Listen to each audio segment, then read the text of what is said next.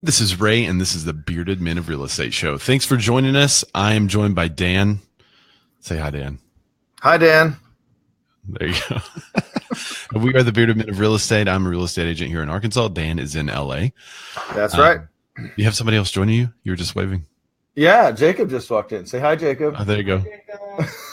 He does the same joke. I know, it's a thing we do. I don't know if you heard that, but Jacob is Dan's partner, or maybe joining us during parts of the show, right? Maybe, possibly. Maybe if he's into it. He always comments, so I figure he'll have something to say. He can just pop his head in if he wants. He can comment live. Well, we started the show because we always have to keep up with what's going on in the news, what's going on around the world. And so we figured, hey, if we're going to be finding all this info, why not start a little show and start sharing it with our friends, family, other real estate agents in the industry. So that's where the Bearded Men of Real Estate Show came about. So without further ado, I'll get into the headlines. Oh, that was just me. Sorry, I'm not focused. I need to do the share. I need to share. Oh, yeah. Hey, and if you are watching this, if you comment, we can actually interact with you. So feel free to comment. We'd love to hear some of your thoughts on these news stories as we go through them. And also, please, if you find value in this, share it because we want to know that we're doing something worthwhile. All right. So let's get into it. Pending home sales rebound 3.5% in October as hurricane-torn South recovers. So after 3 months of weaker volume, home buyers returned to the market in October, especially in the South. The pending home sales index, which measures signed contracts to buy existing homes, rose 3.5% for the month, but is still 0.6% lower than October 2016. It's the highest level since last June. But September's reading was revised down. The index from the National Association of Realtors is a forward-looking indicator for closed sales 1 to 2 months out. These days, it's 30 to 45 days. Sales were strongest in the South, jumping 7.4% for the month and 2% compared with a year ago. That was likely due to pent-up demand after 2 major hurricanes at the end of the summer. Realtors in Houston have remarked how quickly the market rebounded after the devastating effects of Hurricane Harvey. So in the report by CNBC, they also stated there were that sales were higher in the Northeast by 0.5%, in the Midwest by 2.8%, in the West, where prices are highest and inventory is slim, homes experienced a monthly decline of 0.7%, but all the other regions were lower compared with October 2016. So you're over there in the West, where prices are high and inventory is slim. Yeah. Yes. Is that congruent with what you've been seeing in the market? Yeah, I mean, so we're still seeing not a ton of inventory, but things are sitting more and more and more. Yeah. So, and like I've said before on the show, you got to be dead on about how you price nowadays in our markets anyway. If you miss it at all, buyers are so smart. They just won't even look at the property. They don't care how nice it is. They don't care what it looks like. They just won't even look at it. And obviously no offers will come through. Right. So just on the buy side. Oh, have I told you guys I'm specifically a buyer's agent? I don't think I've mentioned that before. Not yet. Never. Not this show. All right. So 5 minutes in, I already mentioned it.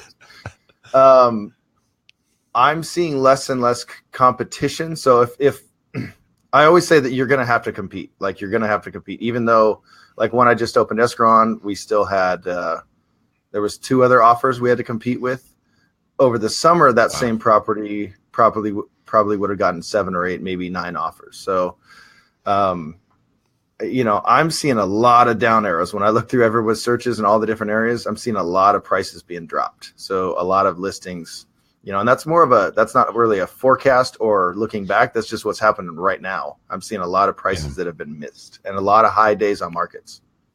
A lot of it. So if you're a real estate agent watching this, let us know a little bit about what your market's doing, and we'll kind of tee it up for you and give you a shout out. We'd love to know. We got to get our weekly Italian up late. Where's our Italian buddy? Oh yeah, where's Massimo? Maybe he'll join us. Everyone wants to know what the Italy market is doing.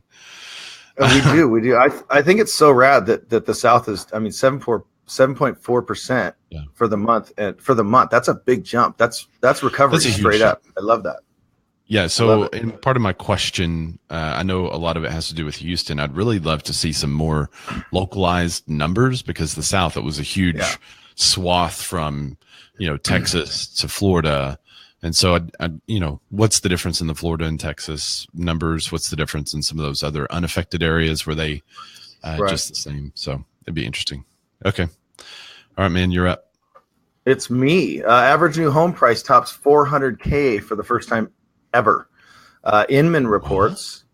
That was actually the best Tim the Toolman Taylor I've ever done. Yeah, that was pretty good. Inman reports that the U.S. Census Bureau today released its October 2017 new residential sales report, which boasted an average home sales price of just over $400,000. The highest since March 2007's average of $329,000. That's a big jump. Realtor.com chief economist Danielle Hale says, although the number of new homes for sale has moderately increased, plus 3,000, buyers won't receive a break from excessive home prices in the immediate future. But she says the uptick in demand should rouse builders to construct more homes, leading to increased affordability down the line. So that's pretty cool. Yeah. So super interesting. You said in your area, 400,000 is what? Is that expensive? Is that a deal? What is that? That's where, like on new construction stuff, they'll get a lot of traffic if it says, from the high 300s or from the low 400s. They'll get a lot of foot traffic just based on that, depending on the area. And then certain areas, like in San Bernardino County or Riverside County, that's going to be a little bit more, not going towards luxury or anything, but a little more expensive home, but still considered affordable. Yeah. So that's a deal. So it's very interesting that that number $400,000 is average over the entire course of the entire country. I think that's a really high average. Yeah, for us, that's the top 5% of the market. So anyone over 500 is the top 2.5% of the market. So that tells you the difference in the 400 to 500. But if you're over 500, you're definitely in the top 5% of our market. And I just that's a lot of K's. He said. Okay. We just actually went over our numbers as a team and then obviously individually. And personally, my average home prices on the listing side, which again, I'm a buyer's agent. Really? So stupid. On the listing side, so all the listings that I pulled that Jacob and I worked together, that was just over $500,000. It was about $502,000 was the average price. And then the average price on the buy side for me was, so that's a bigger sampling, and that was $512,000. So that's average for all of our markets around here and everything that we did over the course of our year in Southern California. I don't know if it was directed at you, 1%er. Is he calling you a 1%er? Yeah, I'm like maybe the bottom 1%. All right, let's see. This is a fun one.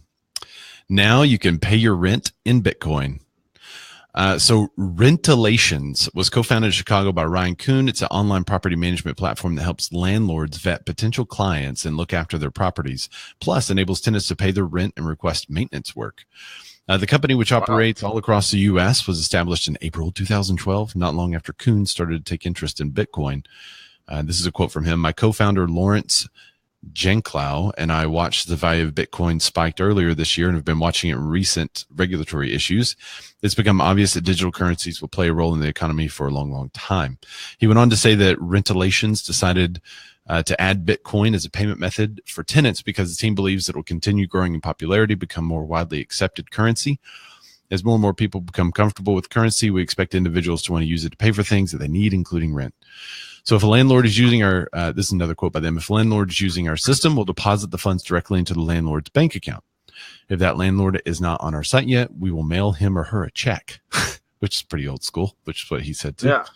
So landlords can also receive rent payment in Bitcoins if they prefer.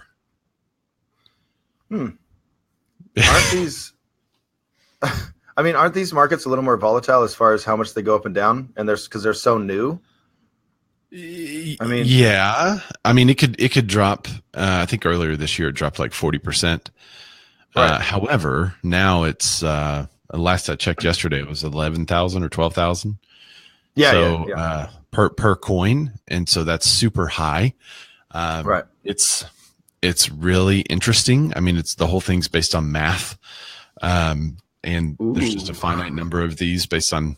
So it's, I don't know. I think the guys are doing it because I was like looking around my office the other day thinking, what could I sell for Bitcoins? Because I'm not going to pay $11,000 for a Bitcoin, but I might sell some stuff and get some Bitcoins and then just hang on to them. And I think that's their long-term strategy is to allow people to use the Bitcoins, but then hang on to them. But nobody, I mean, very few people. Hey, look, there's Massimo. All right, Massimo, I'm going to get to you in just a minute. Hey, so our Italian update. People, I think, are going to use a appreciating asset to purchase something else.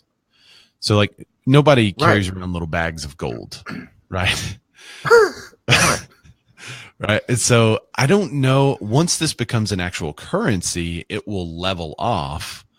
But before it becomes an actual currency that is in, I guess, commonplace, then it's going to be relatively volatile. And I think while it's volatile, landlords are going to be less likely to accept it, and tenants will be less likely to use it because the landlord's going to think, well, that's going to go down in value. That's why I made a real estate investment. The tenant is going to think, well, that's going to go up in value, so I'm going to hold it. Right. So who's going to spend it? I mean, I like the part where it says we'll send them a check. Like they'll still have real paper money or, on a check. On a paper check at least, but the end there where they say they can pay in Bitcoin, that's where, until it's a little more stable. I mean, are you actually, Nikki had a good comment there, by the way. Did you see that? Yeah, I was just about to put that up there.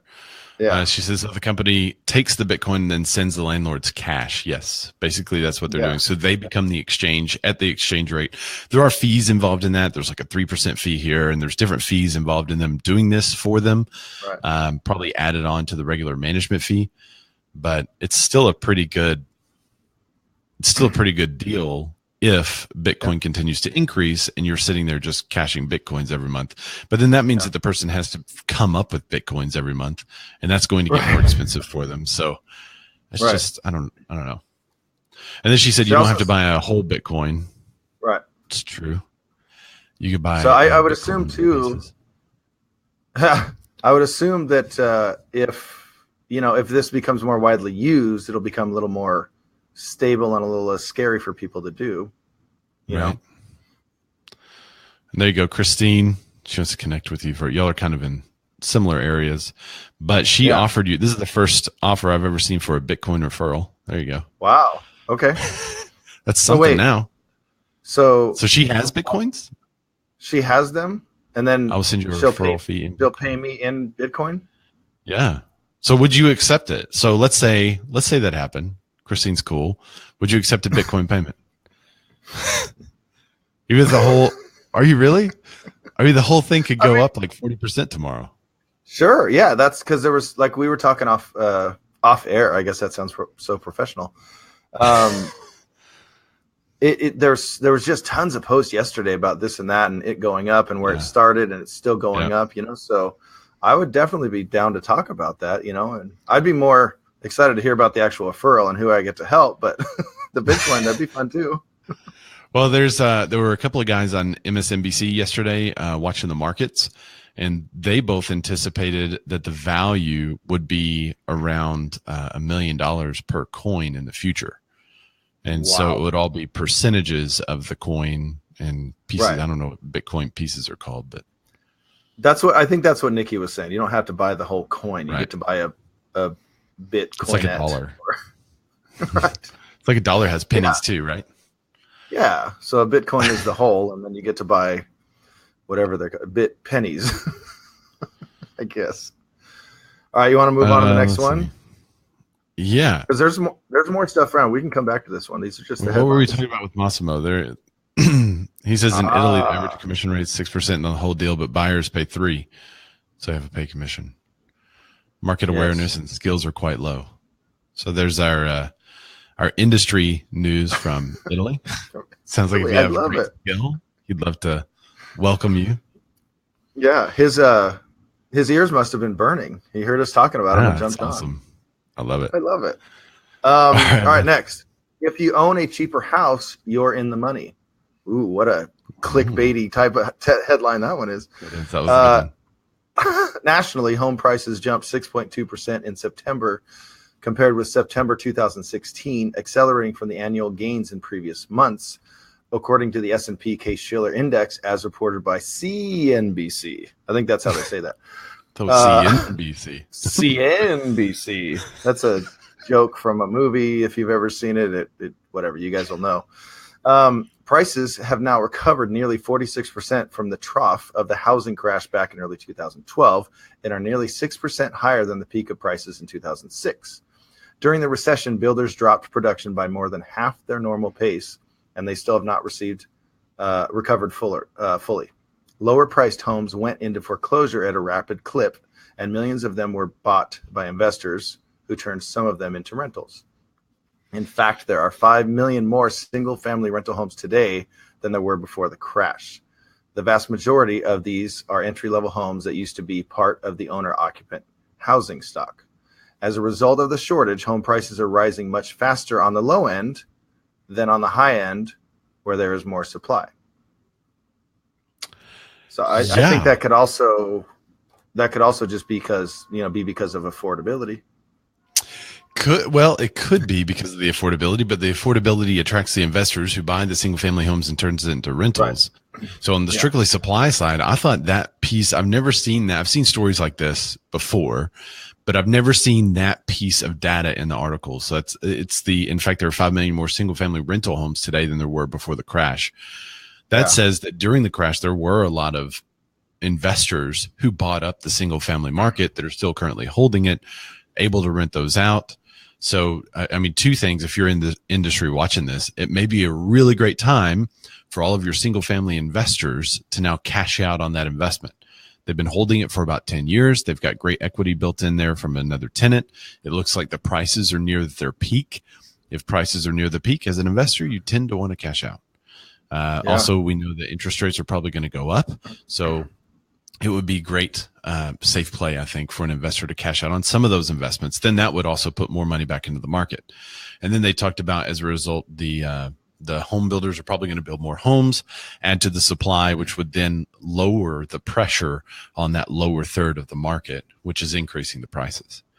That's a really interesting. I hadn't thought of that personally until I read through this. I haven't thought about the investors buying up those homes and still holding them. So that really gives a great target for real estate agents, if you're watching this, to talk to your investors about. Well, and a lot of times you think investors, you think flip, like they're going to buy it, right. Turn it over in 2-3 months and then sell it again. But that's a great point if you have investor friends that own a lot of rentals, maybe you should be reaching out. What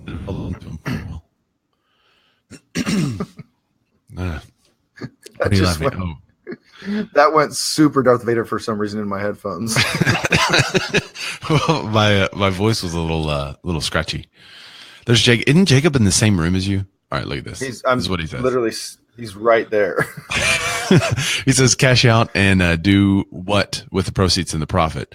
Bitcoin. That was going to be my first answer. New development stocks. Why cash out? So I would be telling investors now would probably be a really good opportunity for them to cash out on the holds that they've been holding for about 10 years, and then get into developments and get into building, because there is a supply shortage. So if they're holding it, they can actually make money twice. They can make money on the sell of the resale home that they're holding. Then they can make money on the development that they've invested in. They can make money on, smaller properties that they're now able to buy and flip. But if I was a major flipper, I'd probably still wait a little bit until prices levelized in that market. But there's also the ability to purchase luxury homes at a rate which is very, very low historically. And so as the pressure is put on the luxury home market to lower their prices, then that would also be a move that they could actually buy a home for themselves that they couldn't afford a couple of years ago. Yeah. My question would be for we'll call them investors that, they're retired police officers or retired from whatever job they worked, and they saved up to buy a couple of those investment properties when the market was low. Like, why would they sell? They wouldn't sell. They're meaning to hold on to these. They're meaning to pay down the mortgages, and then for years. Then their $1,500, $2,500 a month rent. That's their retirement. So, those would be the ones I'd really question if like why would they sell? Because they could potentially make some money and have, cash out. But then do they flip that money into something else, or is that just savings in the, because they're not going to, if they put it even into a high yield savings account, they're still not going to make the kind of money that they would holding on to it, even if the market dips a little bit, Very true. I disagreed. Did I kind of disagree there? I kind of, not fully, but kind I of for the first time really disagreed. I like it though. Man. Good Dude, points, I apologize. good points I really apologize, man. I feel bad. I feel really bad. jump back on the bandwagon. The Ray is right bandwagon. Hey, Chris asked a great question. I'm going to insert a question here. You ready? Okay. Boom. Hey, Ray, how do you like the new iPhone? It covers like your entire face. This is a great question. You told him to do this. This is a great question. As he knows, I have an iPhone because people love the iPhone. You told him to do this. He said, also, what do you think about charging the battery? This is so fake. He totally asked this question beforehand. I was like, dude, you should ask this on my show because I wanted to get him to watch the show. So there he goes. I love it. This is a serious question. You had to throw it in now, didn't you? A lot of people have been following our saga about the iPhone and how I ordered it, and then it came in like 23 days early, which is amazing. And have been also following our debate between which is better, iPhone, which clearly is, and then you think Droid. But then, so he's asking a question about the charging of the battery. He said, I find mine will hold the charge for about a day and a half. That's insanely good. He said, I wait for it to drain and then wind up scrambling and charge it in the middle of the day. He said, what's your experience been? So personally, you're getting like unusually fantastic battery life for a day and a half. I'm draining mine every day, but I'm waking up around 5 o'clock and then going to bed around 10:30. And so in that time period, by the time 10 o'clock rolls around, this thing's usually gone. And I don't normally have to plug it up during the day. There've only been, I think, one day since I've had it where I had to charge midday, and it was just a crazy morning doing a lot of video editing on my phone, which is weird. But no, I really like it. But anyway, I wanted to share that with everybody because people have been asking me about the phone that actually watch this. So it's good to address it all at once. Right? What a spontaneous comment, Ray. Wow. Wow. What a fantastic spontaneous comment. I didn't expect that at all. Hey, look at this. Going right after Tim Macy. You got this. So everyone knows about the Tim Macy Show, right? Yeah. Mm-hmm. And I told Tim, because I appeared on Tim Macy Show, so I'm assuming everybody knows about it. But I told Tim that I was going to do some audio for him. And it would be like the introductions for his show. So it would say like, the Tim Macy Show. If you like his show, you'll watch anything. And he was like, dude, I'm going to use it. So be on the lookout for the Tim Macy Show. You might want to tune into it later because it is coming on right now. Jacob, he responded. He's a really nice man. Yeah, he's okay.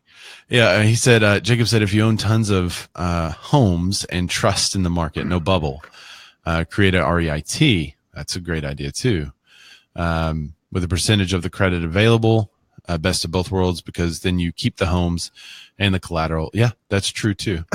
Unless you're debt averse. So I like all these plans. This is good. I can just have him start talking if you want. He's sitting. I know. That's what feel free. It'd be really weird if his head just kind of. There's Jacob. Yeah, it might be odd.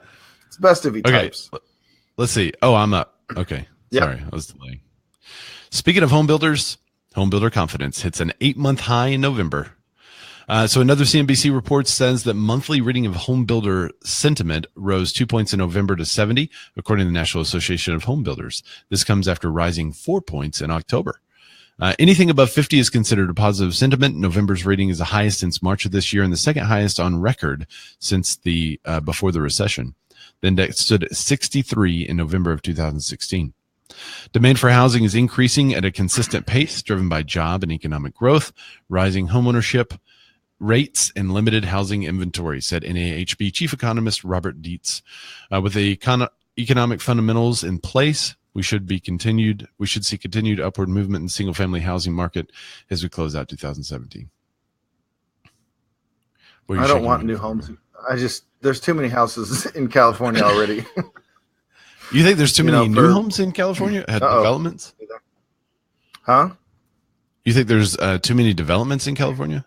They're just everywhere. I mean, The ones I'm digging are the planned unit developments, so the communities where it's got the condos and the townhomes, and then all the way up to the single families, and they have the parks and the schools. Like those are cool little communities, but where they Gardens. just throw, and it's really walkable, and they got the little doggy bags, so if your dog poops and you're a nice person, you actually pick it up, and then it's very convenient. But there's just when they just throw up, I'm actually looking at a picture right now on my wall where a home builder bought a little chunk by the freeway and jammed a bunch of homes in there. And and then I don't know, Jacob probably knows more about it, but there's little historical buildings in there that I think part of the deal was they had to keep these historical buildings and refurb them. But all these houses are just jammed together. And I showed new construction the other day. It was literally like a 24-hour fitness. Oops, sorry, no plug there. No plug. Yeah, they don't 28-hour, 24-hour workout place. Any fitness place open 24 hours? Yes, it could be any of those with a similar name. And it was literally like you drive through their parking lot behind it, and then that's where all these condos were. And it just felt, like, why did we do this? We could, a little forced. There's plenty of other condos everywhere else that people could be looking at, and and they're selling. They're not. But there's a shortage, though, isn't there? Of what? New construction or just in general? Of homes in general. And that what's driving all the new development is the shortage? I don't know. That'd be a really interesting thing. I should look into the difference between the two. This is obviously just a personal opinion. This isn't based on fact or anything. This is just more. Yeah. See, there's plenty of room to build in the Inland Empire. That's where we live. We live in the Inland Empire, and gotcha. There is, all the live work communities are great, but to jam one behind a fitness place that's open 24 hours, I don't know. It was so, and it felt like little apartment buildings. It just wasn't a super great feel, and because there's areas straight south of us, there's a city called Ontario, and then another city called Eastvale, and it's a lot of farms, cow farms, dairy farms, and they're just being bought up like crazy, and that's where they're doing. And then these dairy farms, they're actually being paid to move to whatever another city, another state actually. And that's where they're building these really cool communities with the schools, and the schools stay top notch because these people have pride of ownership, and then they keep the schools at the top notch. So those are good, but I don't know. I'm also a little bit of an agoraphobe. So there's already so many people in Southern California. A realtor, it's a weird thing. Anti-development. That's kind of it's a weird thing to be as a real estate agent, right? There, Christine says jamming in buildings is so LA. That's true. That's for LA. Super LA, yeah. And it's frustrating when it's just house. And sure, so the problem is the housing that is not available are the homes that are less, they're priced low. So in our area, you have a lot of affordable home builders, which means they use less expensive materials and labor, which means 10, 15 years down the road, historically, those developments are less desirable even. You've been selling some homes in those areas after the people want to move, and it's a more difficult sale because the people aren't taking care of their stuff, I guess you could say. So I wish that was different. I wish they were building quality homes at affordable pricing, but that's kind of the rub. Yeah. So that's a really interesting thing to me. If they're knowingly building lower quality homes, so it's to keep the price down. So affordability, right? Yeah. I mean, it's the only way that they buy these, they buy these huge plots and they build less expensive homes so that more people can own a home, which is great. I love more people owning homes. I like it when people want to go and see those homes, and we sell them those homes, and they know. And they comment about it. They said, well, look, we know this is less expensive, but it's where we want to live. That's great. That's fine. But over time, the building materials aren't holding up. That's what I'm saying. That's the interesting part to me. If people kind of know about it, because they've done a few rounds of these, they know what they're buying into. Do they sell after 5 years? They get their little foothold and then they sell. So they're not the owner at the time. Usually the whole development is done by then. And so a lot of people, if you sell in 5 years, you're going to be okay. But 10 years down the road, and it gets pretty rough. So it's interesting. All right, next. So, yep, go ahead. Looks like rates are still, in all caps, still going up. Exclamation point. The Federal Reserve Chairwoman, Janet Yellen, she's yelling. Oh, I'm on one today. I apologize. Chairperson, anyway. I mean, that's kind of sexist. Chairwoman and a chairman. Should it just be chairperson? Anyway, all right, back to you. She sits in a chair. We'll just say that. On Wednesday, said central bank officials would continue to gradually raise short-term interest rates because the economy is performing largely in line with their expectations. In what was likely her last testimony before Congress as the central bank chief, Ms. Yellen said nothing to dispel market expectations of a Fed rate increase next month. The Wall Street Journal noted that the bigger question is how the Fed will react as the GOP tax bill is passed. Dun, dun, dun. Dun, dun, dun. Because we talked about it, two months ago? It was show 1 or 2. Yep. We talked about the rates are going up. And I've been translating a lot of that info to my clients. Again, it's not going to affect them in December. But, so she's just essentially confirming that they're going to go up. Yep. And this is really interesting because a topic we're going to talk about a little bit later is wartime real estate, and in just kind of doing some research on that type of thing. They were talking about the rates dropping from 9.5% to 7.5%, creating a buying frenzy. And here we are, like around 4.5 or something, and it's just kind of plodding along. I mean, it's a good market, but it's real interesting people's perspective on the rates and what the rates are going to do if the economy continues to grow. As we saw, the jobless claims were down less than expected, and the consumer confidence index rose 17%. So there's some other not directly related to real estate stories that have been out there this week that shows there's a lot of confidence in the economy and in the growth. And if that continues to happen, rates are going to increase. That's just how it goes. Yeah, and I think preparing your clients for that is would be the smartest move to do. Just let them know that it's go up, but also know your stats. Right. Like we've talked about here before, historically, we're still sitting pretty well. So you're all right. And I think it's always a time to get off the fence, especially with where rents are. They're so expensive here in California. In most areas, I've said it before as well, it's more expensive to rent than own. So you got to be continually watching this stuff and updating your clients, your buyer clients, obviously. Yep. Totes. All right, so you ready to totes my goats? You ready to get into the deep dive? Yeah. It's time for the deep dive. Terrible. All right. So last week we talked a little bit about and for those of you who have never watched this show before and are watching it this time, the deep dive is when we talk a little bit about the other topics in the industry or things that we find interesting. Today we've got 3 topics: the CFPB, wartime real estate, and do you need a transaction coordinator? So let's start with the CFPB update. Last week we talked a little bit about the CFP, or actually it was 2 weeks ago because last week I was eating pie at this time. So the CFP, because Thanksgiving, the CFPB let go of Cordray. Just in general. The CFPB let go of their director, Cordray, and we talked about it being in a bit of disarray, I guess you could say it politely. It's gotten worse. Since then, it's gotten worse. Worse. Since then, everyone was wondering who will replace him and who Trump was going to say would replace him. And so we have, I'm not going to put that up. So we have Cordray, before he left, appointed a friend of his to be the deputy director. Now, there was already someone in the deputy director position, right? He then, before he left, appointed a friend of his to be deputy director. And then, same day, I think, he resigns. So the rules are, when he resigns, the deputy director then takes over until the vacancy is filled. So the deputy director comes in and says, well, I'm the director now, and then starts directing. And then Trump says, actually, what's his name? Mulvaney?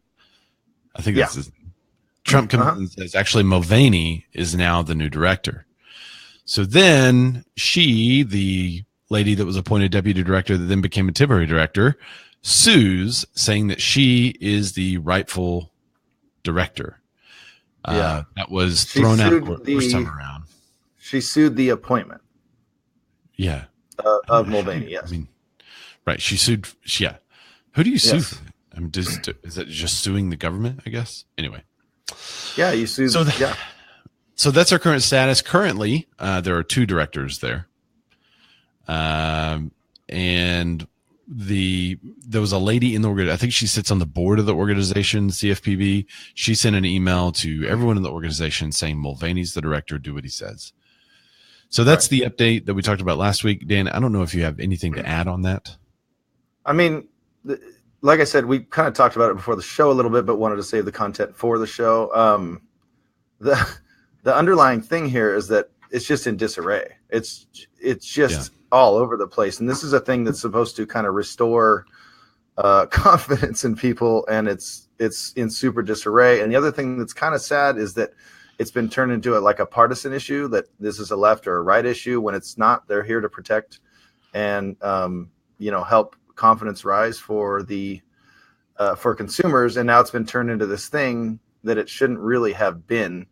And then depending on where you fall and all that, it was it started by Cordray,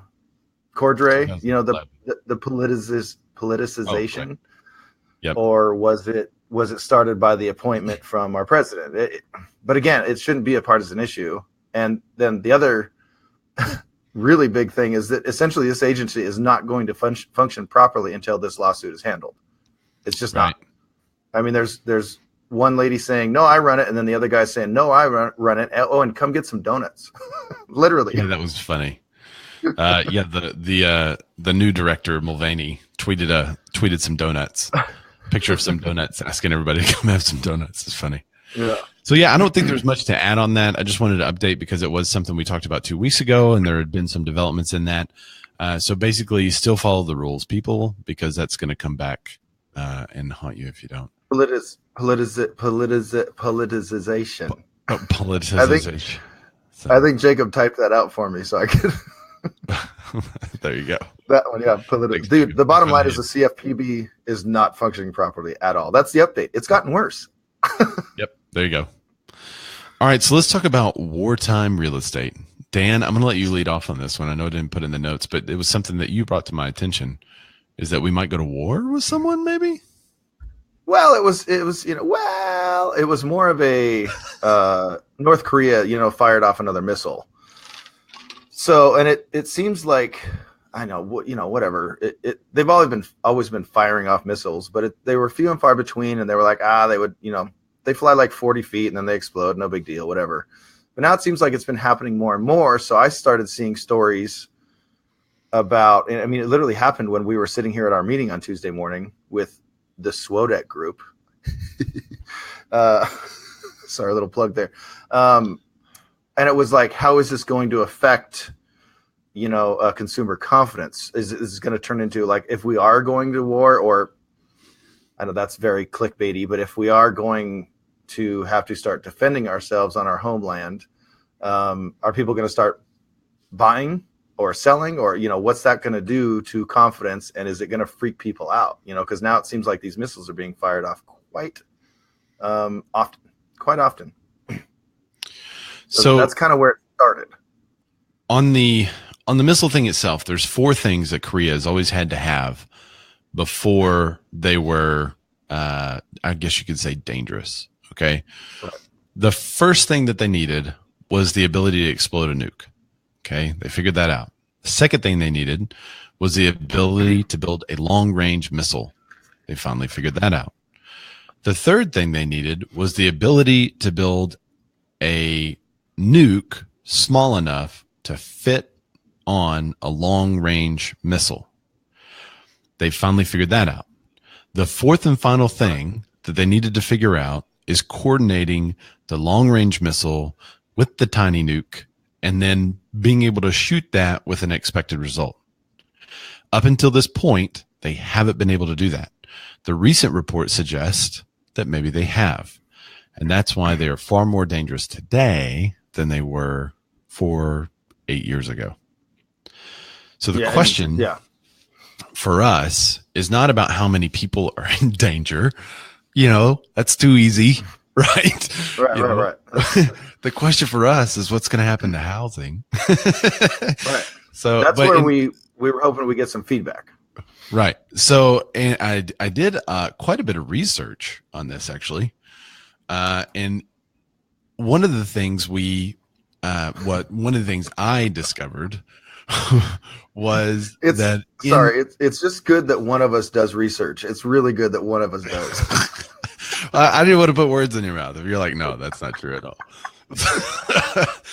So yeah, yeah. I think the thing was Dan sent me the article and said, "What do you think about it?" And I said, "I don't know. I'll do some research." He said, "Okay, I'll form an opinion." Yep, that was it. So, but one of the things I found is that wartime real estate is a little bit unaffected by war. One of the things that you see is that after a war, you see a spike in home sales. During a short war, you see an improvement in the economy and home sales. During a long war, you see a drain on the economy. And it kind of all the articles and all the research I looked at all went back to like consumer confidence. It didn't go to like, hey, this is exactly what's going to happen. There's this many people. You know, I was thinking in my head, like, okay, we're going to talk about all the enlisted people and then what happens when they're gone and, you know, maybe jobs and stuff like that. But no one mentioned that at all. It was pretty much all totally unrelated to the actual act of war or people being gone and more related to the consumer's confidence during war. Wow. Yeah. So if something happens of the war and the length of the war, right? Because what would happen is as the war moves on, people are drained and become more conservative with their money and conservative with their buying and spending, which when that war ends creates a boom because these people have more savings. They've been more conservative with their earnings. And when that's over, they kind of celebrate and now you have a boom. But during the war itself, it's a little slow. So the question is, would a war with North Korea be long or short? Well, in my research, I'm such a nerd. So we do, we have the ability to go from Pyongyang in order to attack them. And so by all accounts that I've read so far is that it would be a short war. Look, Jacob just said North Korea has nearly no allies. It would be a short war, right? Yes. That's one of them. But the other part is that we have quick access. And by all accounts, everybody's estimating like a 2 to 3 month war, not like a year or two type of situation. But there were several instances where you could look after Desert Storm. There was a boom. After just some of the minor wars in the past, you could see a boom in real estate.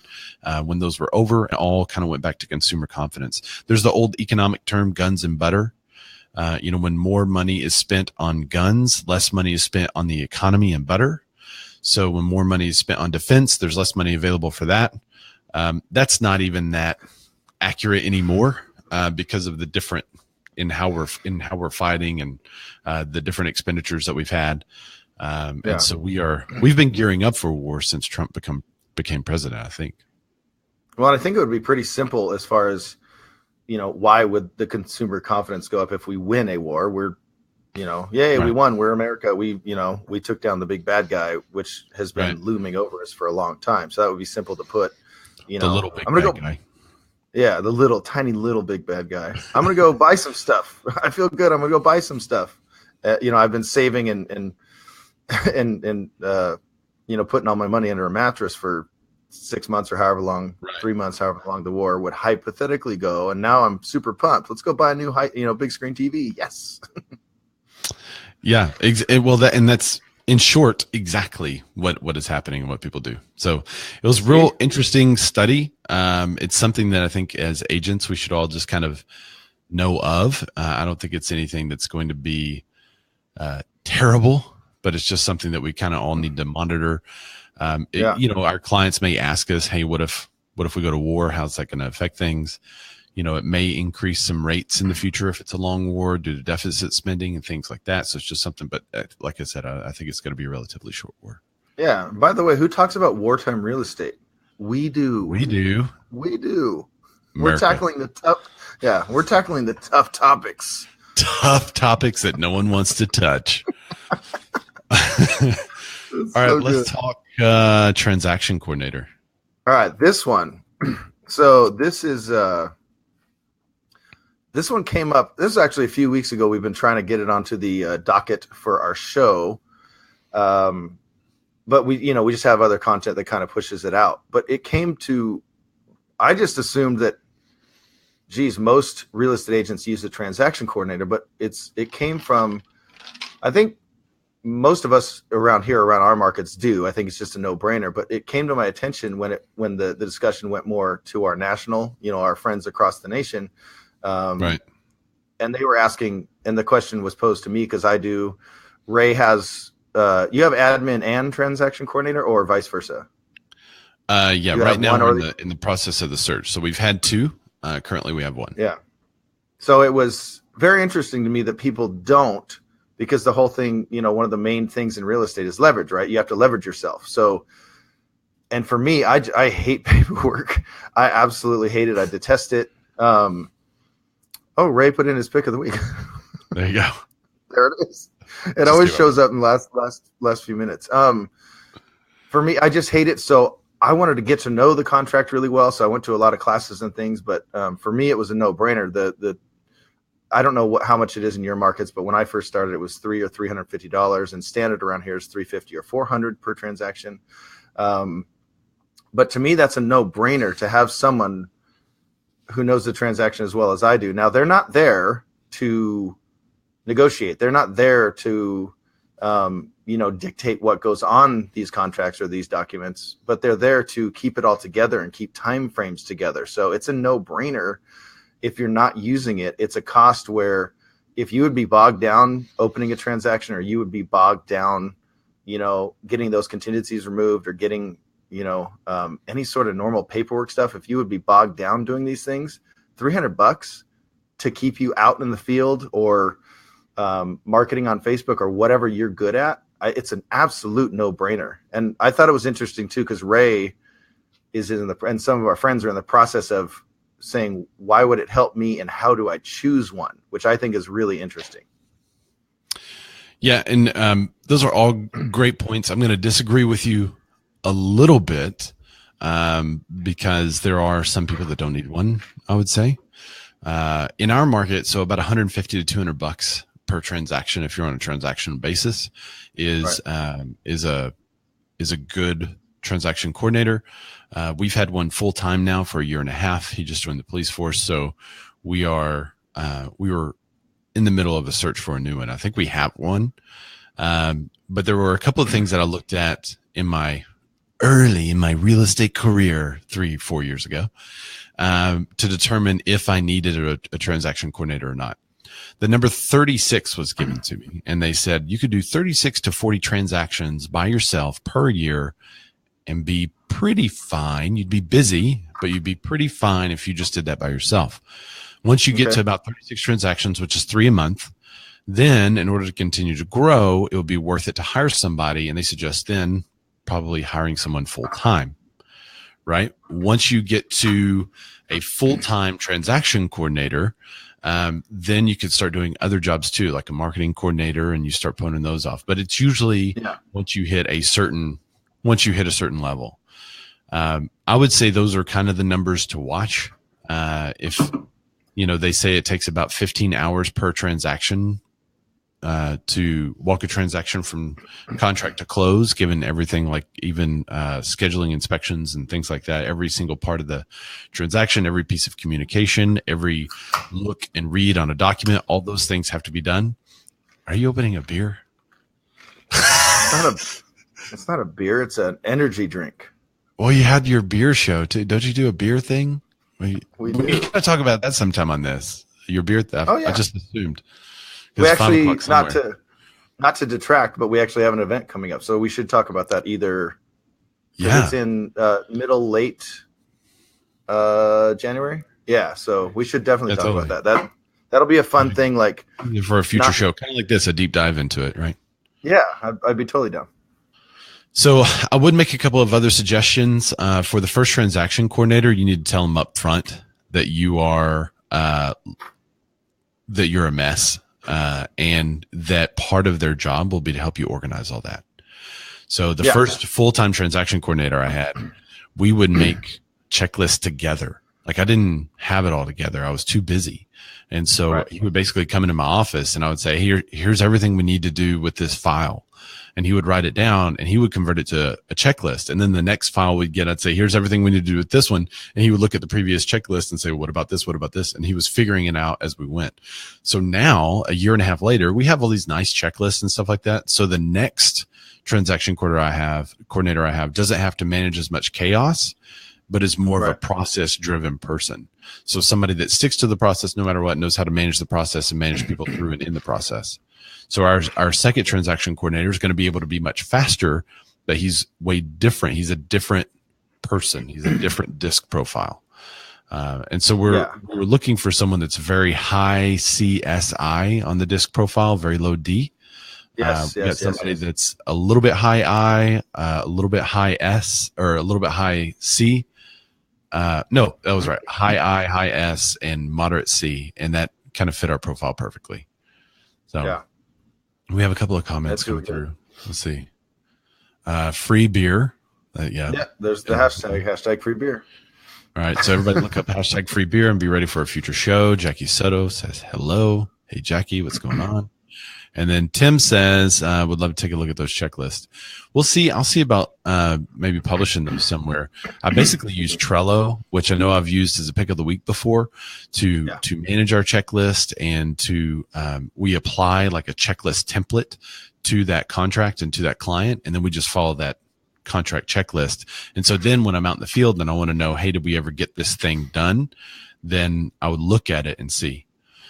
Jacob asked a great question. Are we talking about a TC for a mega team or a single agent? Different situation, I think. Yeah, totally. I think if you're a mega team, you've probably been through a couple of transaction coordinators as an individual or a single agent. So I also think that's going to be a different type of person too, maybe more process driven. Because now we're starting to be kind of big. We have 4 buyer specialists now. We just added 2 more, and then we'll have the transaction coordinators. So I don't think we're a mega team. I don't think that makes us mega. But those really big teams, they probably need a transaction coordinator for contract to close. They probably need a listing manager or someone to do onboarding, like with new buyers, new sellers, people that are coming into the organization to get the white glove service ahead of time. So I'd say you would have like an admin team and not just a single transaction coordinator, in my opinion. That's what I was going to say, because when you're starting that way and you start getting busy, then your first hire based on a company that we used to work for. Are you talking to me, Jacob, or Ray? Who's mega? He's definitely talking to me. I'm mega to him. There you go. Dang it. And then Tim follows up with, what's the definition of mega? I am Tim. I don't know what the definition of mega. I would say like 10, maybe over 10 people on your team would be kind of mega, right? That's mega-ish. Well, wait, is it output or is it production? Is it total team members? Yeah. Are you talking production or are you talking members of the team? I would say it's a little of both. I would say you have to, because you could be an individual person doing new home sales throughout the entire United States and do like 2,000 units with you and an assistant. There's a guy that does that, right? Yeah. He's not a mega team, but he's mega production. So he's got a great pocketbook. Either way, he's mega. He's mega. Well, he's a mega pocketbook. Yeah. Mega Daddy Warbucks there. So that was the first hire. You were going to talk about you having a team and it being different before I interrupted. Yeah. Well, that's the formula when you're building towards that 7th level team with another company that some of us worked for. There you go. So Jacob just said it in KW speak. Mega is production. So your first hire is your admin. So that's who starts, when you have to set up things and set up pictures for a listing, or even if it's showings, or if they have to open a house for people, or, anything that, and they are licensed. They're supposed to be a licensed admin. And then that next hire is the transaction coordinator. And that's not really the difference between using one or not using one. That's just when you're pushing towards a team, they're your second hire. The actual coordinator is. but for me, just the whole conversation is just they're invaluable, and being able to have two like Ray does, because then you can focus them on different things. Maybe one's more paperwork, maybe one is more scheduling and stuff, because marketing. Right. Sure, we just did the same thing. Jacob has laid out the entire, we would call it the life of a transaction on the listing side. So it's from beginning to end, because we do so many different things based on, there you go. So that's it, literally right there. So that's 25 steps. It's 25 steps. See across the top there? Very good. Everybody's zooming in right now. Yeah. They're all on their phones. Please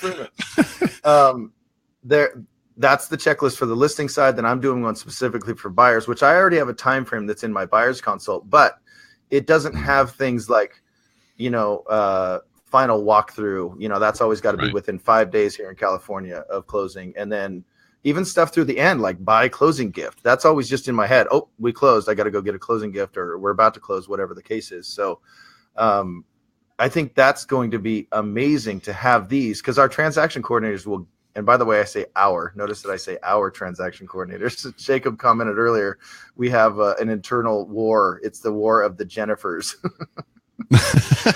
Oh, that's what that was. Yeah, his is named Jennifer. Mine is named Jennifer, and they battle all the time. Yeah, there you go. Jen. So, yeah, it's the battle of the gens. But because actually mine is more on the buy side, and then his is more on the listing side. But we I think part of it is we like the battle. But that's going to be invaluable for us to have these to our coordinators, so they know, like, this is when contingencies come off. So if you're on the listing side, you need to be reaching out to the buyer's agent. Hey, you got to remove these contingencies in 3 days. I actually love when I get those emails from the listing side, where it's pushing me if I'm not thinking, so it'll be great to have this all in one place where we can all see the same thing, and it's easy for us to. Did you just see that? Love it. By the way, just so you know, I saw him start laughing before he started typing, so I knew something was coming. He's like, this is going to be good. So anyway, I think that's going to be invaluable. And if you're that agent, kind of along the lines of what we're talking about with the iPhone, what do we call it? iPhone 10, iPhone X? iPhone, it's 10. Yeah. The official media packet says iPhone 10. It's 10. So if you're going to go spend $1,000, $1,200 on an iPhone 10, but you're not going to put it into your business, I mean, that's 3 transactions where you could leverage yourself and then possibly get some more. If there's any way, I mean, because it comes right out of our checks. I don't even feel it. It's just part of the overall chunk that that comes out of my check. I don't even feel it. And she's always there for me. She can help me write something up if I'm on the road and I need to send a counter. I mean, it's absolutely invaluable. So she's always there for you. How sweet. Always, so you could probably speak to like how valuable it is for you to have 2, Yeah. It just takes so much off my plate so I can stay in front of clients, because that's really, if I'm not staying in front of clients, then we're not making money. Right. By the way, I buy alcohol in bulk for closing gifts and have it delivered. That's good. I already buy alcohol in bulk, but I should get it for closing gifts, dude. Not for clients. No. Well, sometimes they have the wine for sale that we like at the local liquor store, and so I push the cart through there, and you hear all the bottles shaking. It's terrible. I don't drink alone. I'm fine. All right, let's do the pick of the week. You ready? You know what I thought about today? I thought about today, like going to YouTube and having that clip like ready so you can hear the audio pop in. So there's a couple of things in my cart in Amazon that I'm trying to figure out the best one to get that'll do that. I'm actually looking at it right now that will do those things. So we're working on it. Did you see that comment? Yeah, that's great. So my pick of the week, which I spent a lot of time looking into this one this whole week. We had a week off, so I spent a lot of time looking into this. Just kidding. I looked it up 10 minutes before we good. started. So it's this app, and it's called Forest. If you're looking specifically, Forest stay focused. And it is The free. word colon is not in it. Yeah. Yeah. Yeah, it's not forest colon. It's not a forest colon. Which would that be a sinkhole? That's terrible. I am off topic. But anyway, stay focused. Forest, stay focused. Colon or not, just stay focused. And it is free, and it's for Android and iOS. And Ray, you know whose app this is? Yeah, Kevin Rose. Yeah. And it's really cool. So it's super basic. So, and it's not necessarily for real estate agents, but it's for everyone in general. Taking time away from your phone, because a lot of us, me maybe, we have issues putting the phone down and focusing on stuff that we have to. But specifically for real estate, we got to focus on getting more business, because every day we wake up and we don't have a job. You got to go find a new job today. So this is kind of cool. So this is my Android. This is my Samsung Galaxy S8 Plus, just so you guys know. This is not an iPhone. So that's the app there. And you just open it up, and then let's see. So see the little plant there? You can pick the plant. So you're essentially going to grow a plant during your time. If you kick out of this app, then it kills your plant. It straight up kills it, and the harder you work, the more it grows. So I will pick, I don't know, let's pick a pumpkin. So I guess you have to complete a session for it to save. So yes. You can't like cheat. You can't just like open it up and then go to Facebook. You actually have to have time with this on your phone, completing the session that saves your progress and let your tree grow. Yeah. And there we go. That's what I'm doing. So I did a pumpkin. What are tree and bush? There you go. So this is a bush is 10 to 20 minutes. A tree is 25 minutes to 2 hours. And there you go. So yeah, it locks your phone. So it stays here. If you unlock it, you fail. Nice. And your pumpkin is like a jack-o'-lantern. You're not growing are you growing a jack-o'-lantern? Well, I don't know that part. I just started it, so we'll see. But you gotta you see what it grows. It grows a headless horseman, actually. Oh, okay. Here we go. Here, let's see. Let's see. Okay. So yeah, and then it'll okay. So you have to earn coins. Oh crap. Okay, so I don't have those things unlocked. I haven't earned any coins yet because this is my first time opening the app. So I have to start with a tiny little bush.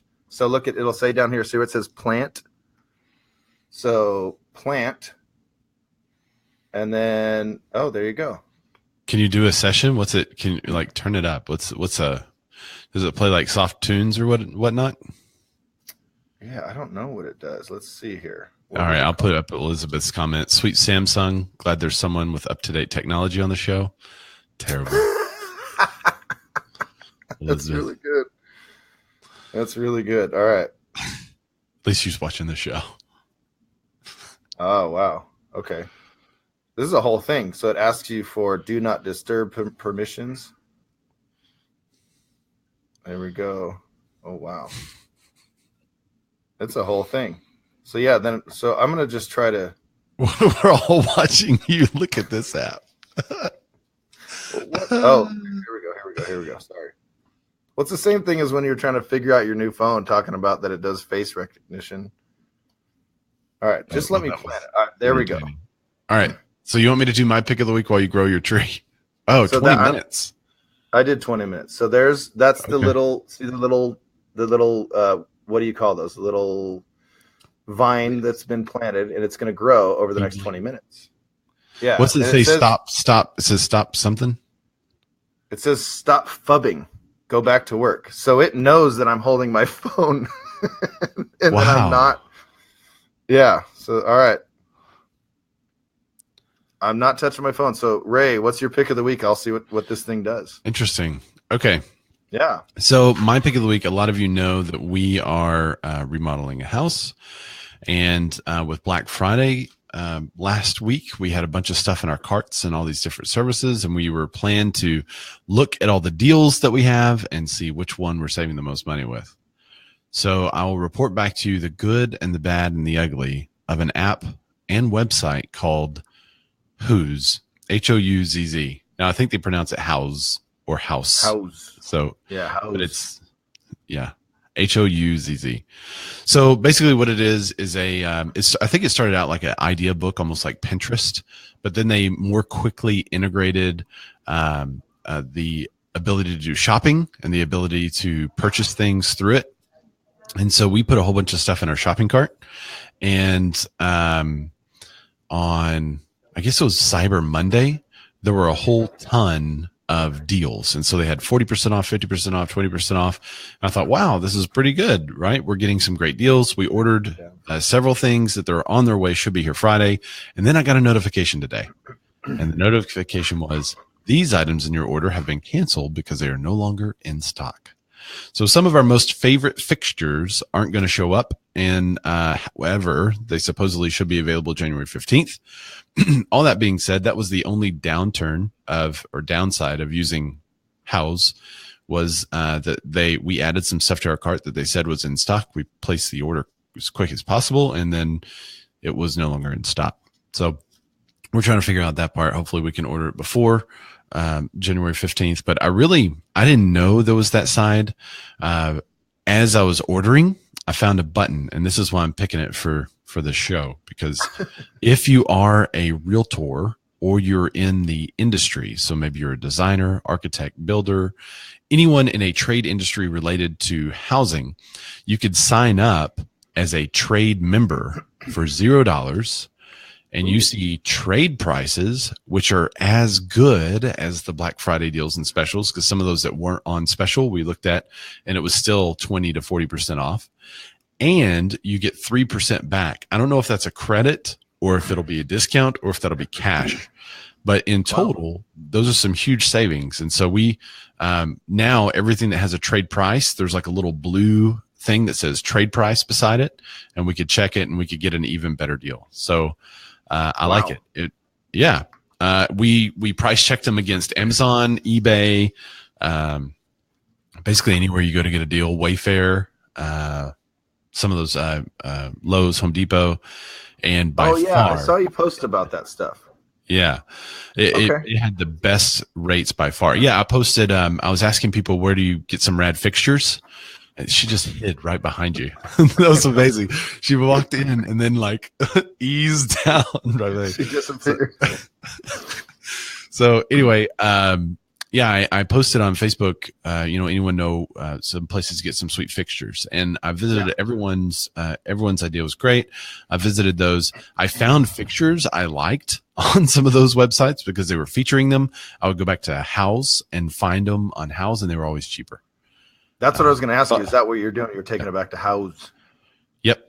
However, I mean, the ones we really wanted weren't in stock, so that's the downside. So you'd still have to go to Wayfair or whatever. Oh, here comes another train. Here. Well, Wayfair was also out of stock at the time too. So I think just some of the more popular ones, especially during Black Friday, Cyber Monday, I think they sold out of those. But I'll report back on it. I think we're going to probably buy a lot of stuff. They don't have appliances. I tried to get some refrigerators and stuff. The refrigerators they have are, so they don't really have a huge selection of appliances or anything. But overall, they had really great pricing on stuff that you would need if you're in the industry, if you do remodels, if you're, I think there's some way to also refer people to the website and also get that 3% trade pricing. So I'm figuring out all that, but it was good. The House, that's awesome. easy. Yeah, because you were specifically posting about lighting. So obviously they have lighting, but is it like flooring? Is it actual building materials as well, or no? It's more or less like lighting, furniture. I think some fixtures, like faucets, sinks, those kind of things. What are we laughing? Oh, she's over your shoulder. There you go. Is that a Jennifer? No. Oh, okay. I didn't know if that was a Jennifer. Yeah. Okay. We have a lot of activity at the office today. Dude, so it keeps giving me these updates. It's like, go back to work, and yeah, look, don't look at me. Don't look at me. What are you supposed to be doing then? I thought it was like a meditation thing. No. It's like, instead of, like, if I have a bunch of tasks to complete, if I have a bunch of, showings to set up or whatever, and instead I'm like, oh, I can scroll through Facebook real quick. It's like, stay focused, put me down, stop looking at me. So it keeps you. My phone is locked. If I want to unlock it, I got to hit the give up down there. And if you it basically locks you out of your phone for that time period. Yeah, and you can still allow things to come through. Like if a call comes through, you can allow it. That's what it was taking me so long flubbing with it. But it'll ask you for permissions to the different things. But it's like, you're almost there, hang in there, But my little, you're almost there, 2 minutes away. I know, it's been 6 minutes. Hang in there, like, you can do it. You can stay away from your phone. How do you feel? How does that make you feel? Are you like, oh my gosh, I don't know what's going on, I need to check my phone, or are you pretty chill about it? Well, I can't see them. It happens on the, put down your phone. It's yelling at me, put down your phone. I wonder what'll happen. Hold on. Playing rainforest. Oh, wow. It'll play, long press the icon. You can play rainforest sounds. It's playing rainforest sounds. Here. Can you hear it? A little bit, yeah. Put it towards the, towards your, oh, there it goes. That sounds terrible. That sounded like somebody rustling paper to us on the audio, but yeah. It sounds like a torrential. We can imagine rainforest. Here's Billie Jean's review of the app. I would die, she says. Love it. Well, look, check this one out. It says, what you plant now, you will harvest later. That's true. This would be great to, well, I use my phone for lead gen. I was fixing to say, if you're like got to do some lead gen or something, that'd be great. But maybe, I don't know. I don't know what I do in real estate that doesn't involve my iPhone 10. But maybe it's just, like on my Samsung Galaxy S8 Plus. There's probably a lot that you do in real estate that you don't touch that thing. No, it's all on this thing. But maybe it's a family time thing. Maybe it's a however you use it. I just think it's a family time would be way better. That's because if I'm calling leads, I can't have this app locking me out of my phone. Right. But so it's not really focused for work, but maybe focus for enjoyment. Yeah, or just if you're time blocking in your if you're supposed to be meditating, or this is your workout time, stop looking at your phone. So it's really cool. I like that. Yeah. Or if you just want to sit and read a book that's not a digital book on your phone, right? Which a lot of mine are Amazon. And look, there you go. 11 and a half minutes left. Don't give up. Yep. And you'll see it says give up. And if you know me, I won't hit that button. Oh, look. Look. Are you going to call? No, it grew. It got bigger. Oh, there you go. My little sapling is growing. Well, don't kill it. No, my forest will not die. That's funny. All right. Well, thanks everybody for joining us on the Bearded Men in Real Estate Show.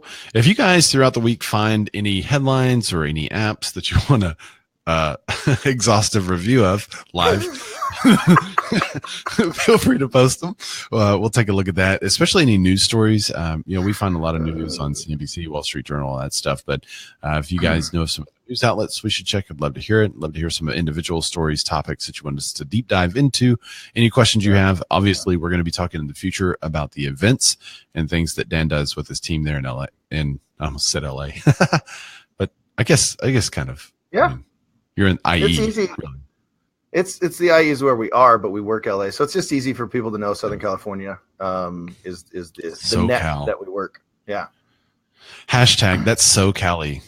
Anyway, that's the. I have an assistant from LA. She'll do things every now and then. I'm like, that's so Cali. Okay. All right. Well, thanks again, everyone, for joining us. Where can everybody find you? You want me to go first? Yeah, go ahead. All right. So, and I talk about our videos a lot, or the fun things we do. That if you search hashtag free beer or the free beer guys, you'll find that page. If you search the SWATEC group, it'll take you to our team page where you can see all of our videos and all the fun things that we do and the events that we do. And then me personally, everything is D Ludwig Rocks everywhere. Oh, D Ludwig Rocks. I said Dan Ludwig. So there's a SWATEC group. Yep. And then D Ludwig Rocks. Wig Rocks. Yep. There you go. Boom. Cool. And you guys can find me obviously on Facebook because that's where you already found me. You could also I'm usually Ray Zorback, RayZorback, just about everywhere because I am a Razorback fan. So you can find me there. You can also find me at RayEllenGroup.com. There's a new website at RayEllen.com. That one's kind of under construction, but I have some more. So basically, we have this Home Sweet Arkansas show. We have the Bitterman of Real Estate show. We also do a real Q&A show. And so I'm trying to kind of consolidate all those things we're doing in one place. So I thought, what better place than my namesake? So you can find me there. Connect with me on Twitter, Instagram, and Facebook at Ray Zorback. So cool. Thanks again, everybody, for joining us. We will talk to you guys later. Oh, look, he commented on my shirt. Yeah. And there's Jacob. Thanks, Jacob, for playing along and commenting. Say bye, Jacob. Bye, Jacob.